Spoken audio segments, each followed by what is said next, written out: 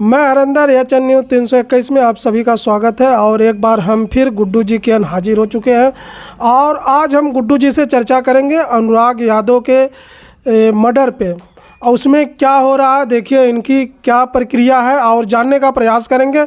आप लोग हमारे चैनल में बने रहिएगा और वीडियो अच्छी लगी तो आप लोग थोड़ा शेयर सब्सक्राइब करिए यार, बहुत मेहनत करते हैं। आइए गुड्डू जी, हमारे चैनल में आपका स्वागत है। भैया जी बहुत बहुत धन्यवाद, आपको नमस्ते हमारा, और आपके चैनल के माध्यम से जो भी दर्शक देख रहे हैं उनको भी मेरा नमस्ते।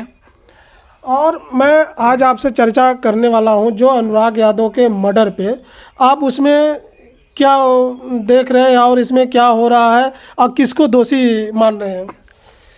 देखिए, सबसे बड़ी चीज़ जो ये अनुराग यादव की जो हत्या जौनपुर में हुई है, बहुत ही इंसानियत को झकझोर देने वाली एकदम हृदय विदारक घटना।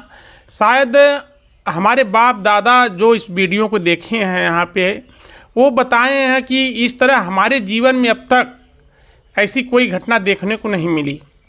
मतलब आज़ाद भारत में अगर कह लिया जाए तो ऐसी पहली घटना होगी है कि जब उसके सर पे हत्यारों ने वार किया अनुराग यादव के, तो उसका सर उसकी माँ के गोदी में चला गया। सोचिए क्या दृश्य रहा होगा उस समय। एकदम समझिए, यह वीडियो मैं जब देखा, अभी तक मुझे रात में नींद नहीं आती है। मैं जब से वीडियो देखा हूँ और ये घटना के बारे में मुझे जानकारी मिली है, एकदम समझिए कि अंदर से खून खौल उठता है।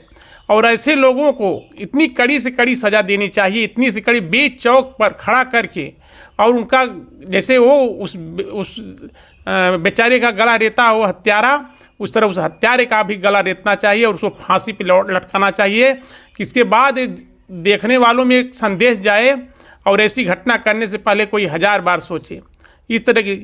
तो गुड्डू जी, वहाँ अभी तो प्रशासन, जब मैं मौके पर मैं वहाँ गया था, कवरेज किया, तो हमने सोचा एक बार आपसे भी थोड़ा हम इस पर बातें कर लें, आपका क्या प्रक्रिया है और आप क्या जो है किस नज़र से आप देख रहे हैं इस घटने के।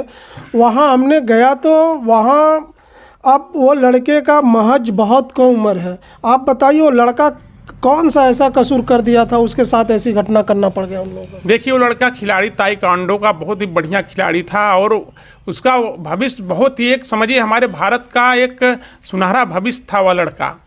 और कहीं ना कहीं उन सब के अंदर एक ईर्ष्या की एक भावना जो थी वो ज्वलित हो रही थी, जिसकी वजह से इस घटना को सब अंजाम दिए हैं।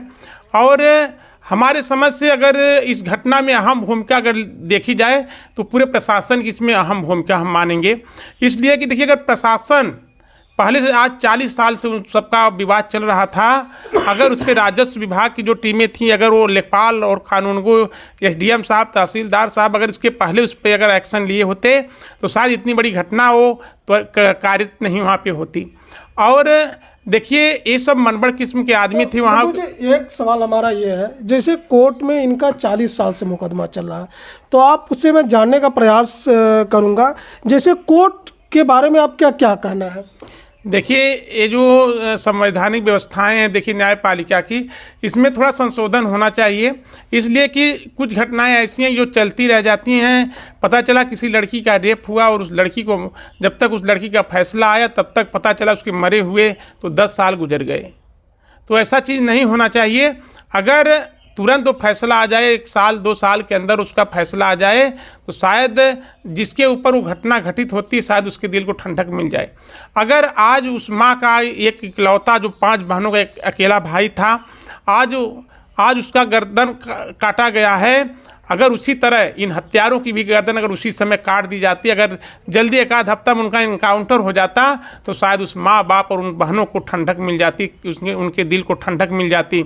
लेकिन इसके पहले जो योगी आदित्यनाथ जी तमाम घट, एक देखिए अभी एक चोरी वाला मामला था सुल्तानपुर का, उसमें एक गरीब घर का लड़का मंगेश यादव, उसमें उसको इन्वॉल्व करके और उसको रातों रात उसका इनकाउंटर कर दिया जाता, पकड़ के मार दिया गया। क्या इसमें इनकाउंटर नहीं होना चाहिए था? क्या नहीं होना चाहिए? बताइए। ये तो इतना बड़ा अपराध किया है जो हमको लगता है ये भारत के आज़ाद, जो आप कहे थे, आज़ाद भारत का पहली ये घटना है। कहीं पर प्रतिबंधित मांस मिल जाता अगर, तो जो उस मांस को जो लेकर जाता उसके पैर में गोली मारी जाती है, उसका इनकाउंटर किया जाता है। क्या इसमें नहीं इनकाउंटर होना चाहिए था? बताइए। इतना बड़ा घटना को अंजाम दिया है, इसमें तो तुरंत उसको मार देना चाहिए था उन हत्यारों को। लेकिन कहीं ना कहीं पुलिस, इसमें प्रशासन, जो वहाँ के दरोगा साहब हैं, सभी लोग इसमें इन्वॉल्व हैं। और सबसे बड़ी चीज़ देखिए, मीडिया वालों की जो भूमिका, भी मैं आज एक न्यूज़ में देखा हूँ जिसमें उस प्रधान, जो वहाँ के प्रधान, ऐसे प्रधान को मैं तो ये चाहूँगा, उनको मैं प्रणाम करता हूँ, सलाम करता हूँ। और ऐसे प्रधान को प्रधान की हर गांव में आवश्यकता है।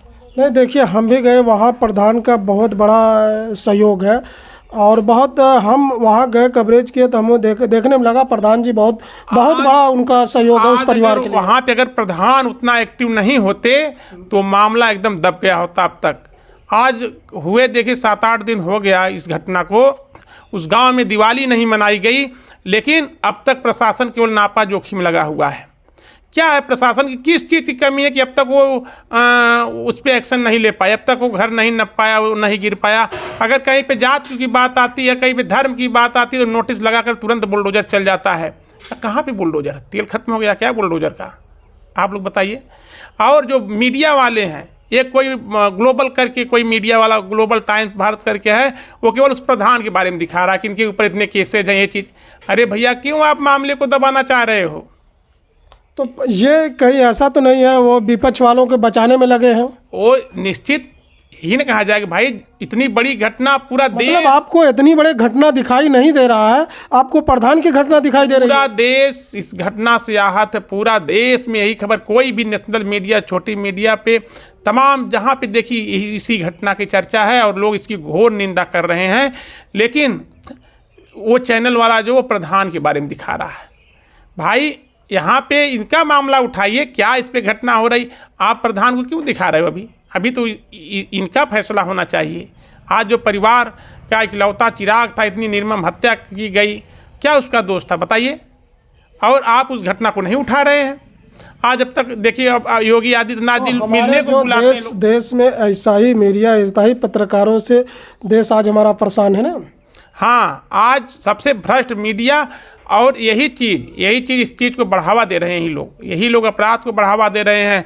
थाना के दरोगा जो हैं वो अपराध, प्रशासन अपराध को बढ़ावा दे रहा है। अगर प्रशासन तुरंत, अगर कोई वहाँ पे घटना, कोई भी विवाद उत्पन्न होता, अगर प्रशासन वहाँ पे एक्टिव हो जाए तो शायद वहाँ पे बड़ी बड़ी वारदातें वो न हों और तमाम लोगों की जानें बच जाएँ। लेकिन अभी देखिए कितनी इसी तरह घटनाएं, आए दिन डेली घटनाएं हो रही हैं, लेकिन हमारा प्रशासन सोया हुआ है। लोग कहते हैं कि अच्छा, मैं एक बात और आपसे पूछना चाह रहा हूँ, आप सरकार, जो वर्तमान सरकार है, उसके आप किस नज़र से देख रहे हैं, उस पर क्या कहेंगे? वर्तमान सरकार देखिए, आप भी एक सपाई गायक भी हैं, सपा गायक भी हैं, और मैं आपको उस हैसियत से पूछना चाह रहा हूँ। देखिए, यहाँ पे राजनीति की बात नहीं है। यहाँ पे चाहे सपा या भाजपा कोई का मामला हो, यहाँ पे एक बहुत दुख का पहाड़। और जिस समय देखिए आज प्रदेश में जो व्यवस्था, जो इस समय स्थिति चल रही पूरे प्रदेश में, कहीं ना कहीं ये समझिए कि जो अंग्रेज़ों की नीति थी, फूट डालो राज करो, वही उसी तरह की नीति चल रही है।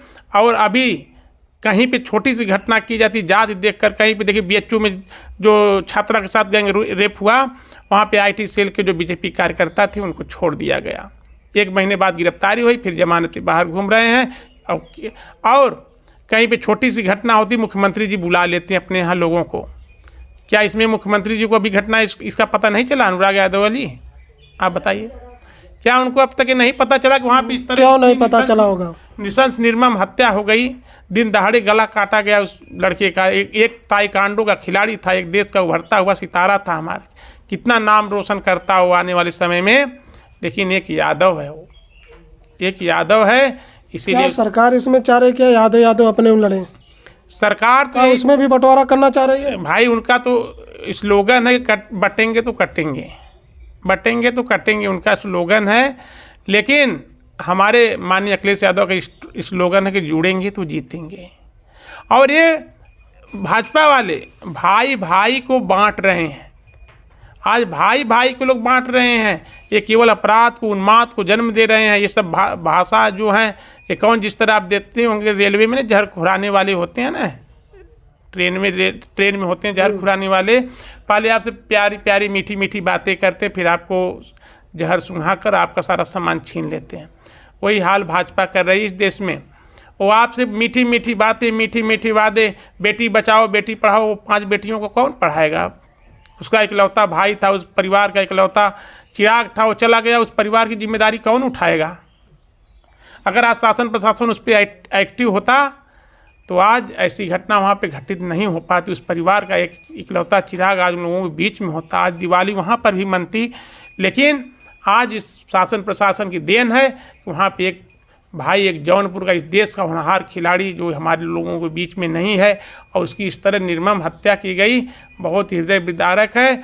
और मैं इस देश की आवाम से ये गुजारिश करूँगा कि आप लोग जागिए, आप लोग जब तक शिक्षित बनिए, और जब तक आप लोग शिक्षित नहीं होंगे ऐसी घटनाएं कारित होती रहेंगी। और कभी भी आप लोग इन लोगों की जहर जो बो रहे हैं ऐसी बातों पे आप लोग मत जाइए। अच्छा गुड्डू जी,